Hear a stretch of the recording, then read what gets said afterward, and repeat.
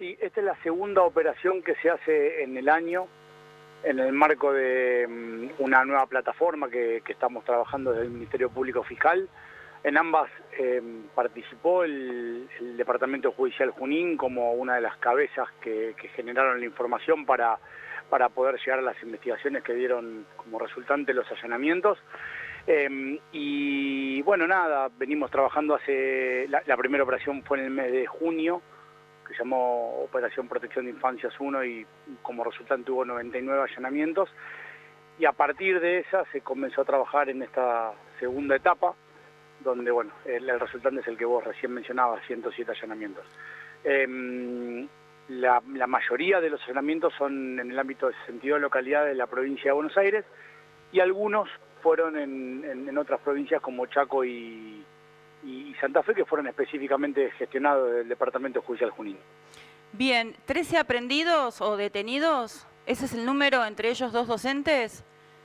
Sí, ese es el número total, hubo otra operación también, pero fue aproximadamente eso. La verdad que no lo recuerdo con exactitud, al igual que la cantidad de localidades, debo reconocer que fue un trabajo tan grande, tan claro, complejo, coordinar todos estos allanamientos en simultáneos, coordinados con distintas fuerzas, con distintos departamentos judiciales, obviamente, muchísimos funcionarios que intervinieron, muchísimos fiscales que fueron los propulsores de estas medidas. La verdad que hace que se nos vaya un poco de la cabeza, pero sí, son esos números. En el Departamento Judicial de Junín, específicamente en esta operación, no hubo ningún aprendido, ningún detenido. ¿Aquí en Junín se realizaron allanamientos, Fernando?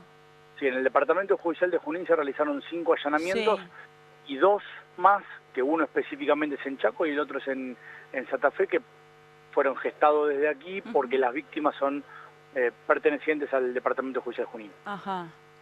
¿Y aprendieron a alguien en estos 5 allanamientos en Junín? No, en esos allanamientos no hubo aprendidos. En el Departamento Judicial Junín no hubo aprendidos en esta operación. Bien, pero sí supongo que se secuestraron todos los artefactos, estamos viendo en imágenes, ¿no? Que se utilizan justamente para este tipo de delitos cibernéticos. Sí. En todos ellos se gestionó y se provocó el secuestro de todos los elementos que no solamente sirven para el tráfico de material de abuso sexual infantil, sino también para el almacenamiento, porque recordemos que no solamente es delito traficar este material, es decir, difundirlo, divulgarlo, enviarlo, sino también es delito tenerlo. Si la mera tenencia también es un delito que está contemplado en nuestro Código Penal. Tal cual. ¿Y cómo llegan, no, después de las investigaciones que son arduas y son complicadas, imagino, a decir, bueno, tenemos que allanar en tal y tal lugar? Entonces investigan, debe ser complejo.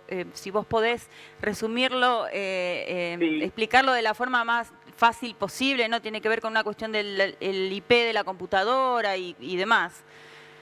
Sí, básicamente siendo un poco reduccionista y quizás con alguna probabilidad de que nos metamos en algún error por disminuir tanto el margen de la investigación, voy a tratar de llevarlo a un plano que se entienda y que no sea técnico. Dale. Básicamente todo el tráfico que nosotros tenemos en Internet a diario se resume a una dirección de IP que es como una especie de número DNI que nosotros tenemos para traficar, ¿sí? Sí. Repito, esto no es técnico, lo aclaro nuevamente, pero es una forma de que se entienda. Cada vez que nos conectamos, ese número nos identifica ante el resto de la comunidad de Internet y es el que deja registrado de alguna manera desde donde estamos traficando la información.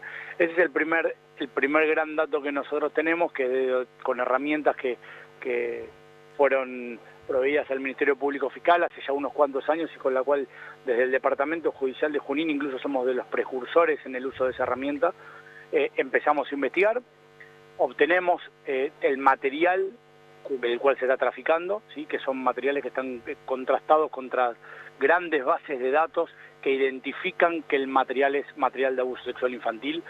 Lo menciono de esta manera porque el término pornografía infantil ya no se utiliza más, es obsoleto. Y una vez que tenemos eso, se lleva adelante una investigación, como en tantos otros delitos, donde se relevan los domicilios, donde se investigan en fuentes abiertas quiénes son los titulares de esas cuentas, quiénes son las personas los moradores de ese domicilio y demás. Para después, bueno, una vez que se tiene la certeza necesaria para poder llegar al allanamiento, se pide el allanamiento. Esto es el momento en el que los fiscales toman la iniciativa y obviamente disponen la medida requiriéndole el allanamiento al juez pertinente. Bien, y las personas que son aprehendidas permanecen de ese modo desde que hasta que se termine la investigación de todos los elementos que se secuestran, que son de importancia para la causa, y después van a juicio.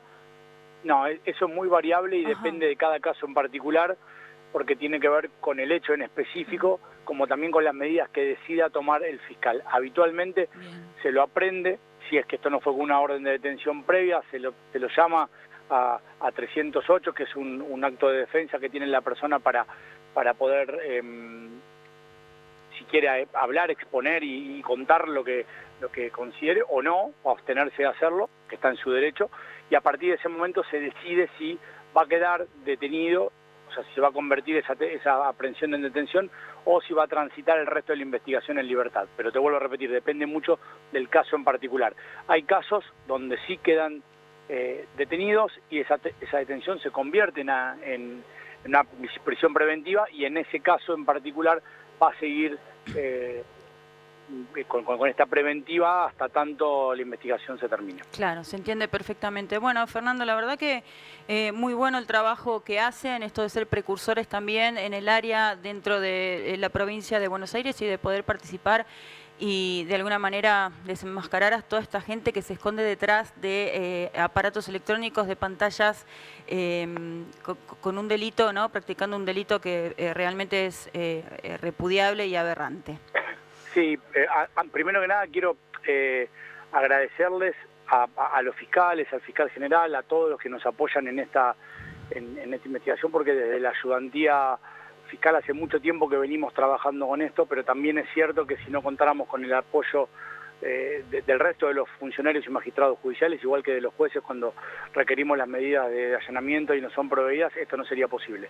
Y por otro lado, que hay mucha gente que está por detrás de esto a diario en un trabajo silencioso que no se ve, que por ejemplo mi compañera Marina Ferrari, a quien le estoy eternamente agradecido porque todos los días a la par mía está trabajando y sosteniendo parte del trabajo que nadie ve, hasta tanto salen estas noticias, estas novedades o este tipo de operaciones que nos ponen un poco en diario o en la agenda, ¿no es cierto? Pero lo cierto es que el trabajo es constante y un compromiso genuino por parte del Ministerio Público Fiscal para abordar todo este tipo de investigaciones.